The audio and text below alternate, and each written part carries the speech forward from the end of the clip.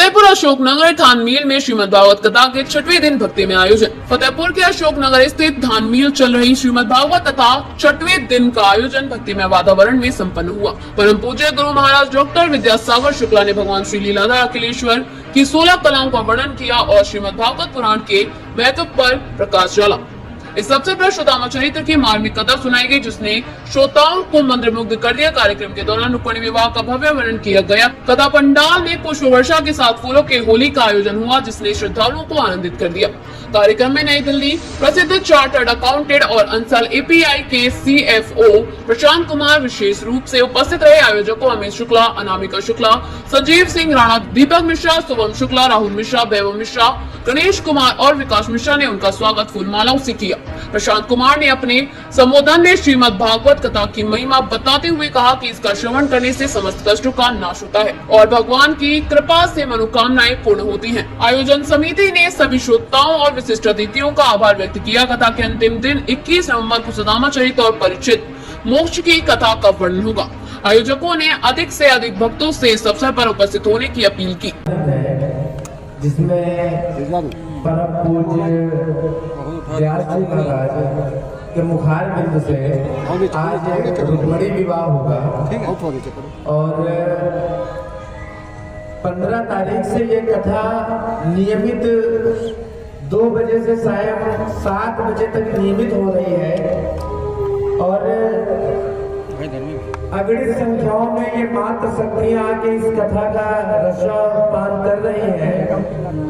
ये जन कल्याण की कथा है, ये श्रीमद् भागवत महापुराण की कथा है। भगवान अखिलेश्वर की 16 कलाओं का वर्णन इस कथा के अंदर। मैं आशा करता हूँ कि इस कथा से जहां तक इस कथा की आवाज जिन जिन श्रोताओं के कानों तक पहुंच रही है, भगवान मुरलीधर सबकी मनोकामना पूर्ण करे। और साथ ही इस शहर की मीडिया का भी मैं बहुत ही अभिनंदन करता हूं कि उन्होंने ये कथा कितने दिनों से चल रही है? ये कथा दिनांक 15 तारीख से 15 नवंबर दिन शुक्रवार से नियमित चल रही है और ये कल यानी 21 नवंबर दिन बृहस्पतिवार को ये कथा पूर्ण होगी। उसके बाद 22 तारीख दिन शुक्रवार को प्रातः हवन का कार्यक्रम है। उसके बाद विशाल भंडारे का कार्यक्रम है और फतेहपुर की समस्त मीडिया कर्मियों का सम्मान समारोह भी रखा गया है। तो भक्तिमयी भजन संध्या भी है। सभी मीडिया के साथियों का बहुत ही साधुवाद है, बहुत ही अभिनंदन है।